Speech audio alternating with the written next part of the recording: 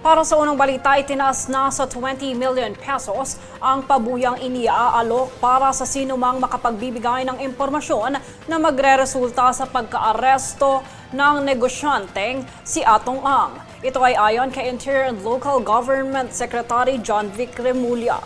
Sa isang press briefing sa Quezon City, sinabi ni Remulla na kukunin ang pabuya mula sa confidential funds ng Philippine National Police at ng Department of the Interior and Local Government o DILG para sa naturang kaso. Si Ang ay may kinakaharap na kasong kidnapping sa mga korte sa Laguna at Batangas, kaugnay ng pagkawala ng hindi bababa sa 34 na sabungero mula 2021 hanggang 2022. We are increasing the bounty for Atong Ang to 20 million pesos for information leading to his arrest. Seryoso kami rito 20 million pesos information leading to his arrest. Kung tinatanong nyo kung saan nanggagaling yan sa mga confidential funds provided to the PNP at saka sa DILG para sa mga ganitong klaseng kaso. Yung tingin nyo yung Walang walang GPP atos dito Totoong tao babayaran namin dito kung makita namin. mo yung 20 million pesos, mag-iiba na yung paghahanap niya.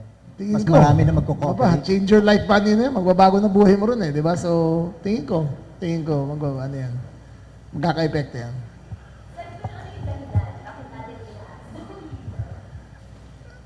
Kung pumatay ka ng 100 tao at may bilyon-bilyon kong pesong pera nakatago at kala mong hindi ka accountable sa batas, may darating rin yung araw mo. Kailangan harapin mo yung ginawa mong mali.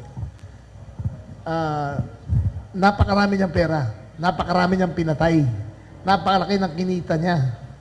Siguro naman, in the interest of justice, kung yung mga nagnanakaw nga ng lotion, kinikulong natin sa Quezon City Jail ng 6 na buwan, ito, bilyon-bilyon ng kinita, daan ng pinatay. Dapat naman managot siya. Hindi naman pwedeng, porque may pera siya, makakawala siya habang buhay.